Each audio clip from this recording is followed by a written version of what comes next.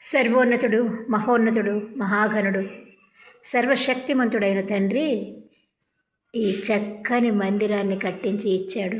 ప్రేమతో, ఆప్యాయతతో, అనుకున్న దానికన్నా ఎక్కువగా బహు సుందరంగా అలంకరించి ఇచ్చాడు. ప్రతిదీ ఆయన ప్రేమకి ఒక సాక్ష్యమే.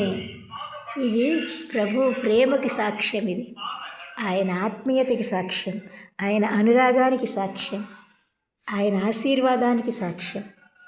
ఎల్లలు లేని దీవెనలు ఇచ్చే ఆయన చేతికి, ఆయన కరుణా హస్తానికి గొప్ప సాక్ష్యం ఇది. Jesus Christ. అందుకనే this church construct and build by Jesus Christ అని పెట్టింది. అందుకనే అలా పెట్టడం జరిగింది. ఇది పరిశుద్ధ దేవుని మందిరము. యేసుక్రీస్తు అందరికీ ప్రభువు. ఈ మందిరం నివసించి వారు ధన్యులు, వారు నిత్యము ఆయనను స్తుతించుదురు. ఇది బయనగూడెం గ్రామం, ఏలూరు జిల్లాలో, ప్రస్తుత ఏలూరు జిల్లాలో ఉంది. ఇది ఆంధ్రప్రదేశ్లో ఉంది. ఇది యేసుక్రీస్తు తేజో మహిమ మందిరము. దీనికి ఎన్నో ఆటంకాలు, ఎన్నో ఎదురు దెబ్బలు, ఎన్నో విప్లవాలు. అయినా దేవుడు తన పని తాను చక్కగా జరిగించుకుంటాడు కదా. ఆత్మతో సత్యముతో ఆరాధించే వారికి ఆయన ఆత్మతో చక్కని కార్యక్రమాలు, ఆత్మదేవుడు చక్కగా ప్రేమతో అనేకమైనటువంటివి జరిగించుకుంటాడు. ఇదిగో ఎప్పుడైతే మనం బాగు చేసుకుంటున్నాం, చక్కగా ప్రార్థన చేసుకుంటున్నాము, వెంటనే ఊరి వారందరికీ పక్కనే వాడాడిపోయినట్టున్న గుడి హిందువులు కూడా జ్ఞాపకం వచ్చింది. పొద్దున్న వచ్చేసి ఆరాధన జరుగుతుంటే రిబ్బన్లు కట్టేసి టకాటగా వెళ్ళిపోయి మీటింగ్ పెట్టేసి నన్ను పిలిచేసి ఇదిగో పంచాయతీ వండి పంపేశారు. ఏదో కాస్త ఆడంబరం, ఆంధ్రుడు ఆరంభ సూర్యులని 10 రోజుల నాడు ఇలాగే వచ్చారు, మళ్ళీ ఎవడు రాలా. ఇవాళ చక్కగా ఆరాధన జరుగుతుంటే వాళ్ళకి కడుపు ఉడికిపోయింది. ఉత్తప్పుడు ఏమైపోతారు వీళ్ళందరూ?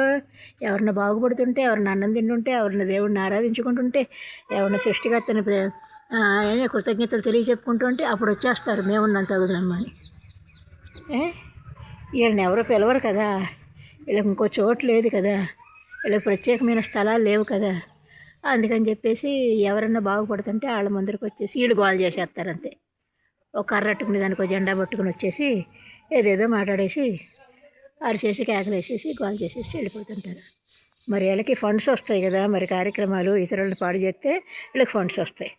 అవి రాకపోతే ఎలాగా తినాలిగా వీళ్ళు? మరి కష్టపడి సంపాదించి పెళ్ళాం బిడ్డల్ని పోషించుకుని చక్కగా అలాగే జీవితాన్ని గడుపుకోకుండా ఈ విధమైన దుర్లాభాపేక్షలను ఆశించి ఇలాంటి పనులకు పాల్పడుతున్నారు. ఏం చెప్తాను వీళ్ళకి? సరే, చక్కని దేవుడి మందిరం చక్కగా కట్టించిచ్చాడు. చక్కగా రంగులు అన్నీ వేశారు, చక్కని అలంకరణ చేయించాడు దేవుడు. దేవాది దేవుడు తన ప్రేమను బట్టి, తన కృపను బట్టి మరి చక్కగా ఈరోజు ఆరాధన ప్రతిష్టాపన జరిగింది, కూడిక జరిగింది. ఆయన మహిమను, ఆయన ప్రేమను, ఆయన ఘనతను, ఆయన గొప్పను ఈరోజు మేము చాటుకున్నాం, కీర్తించాం.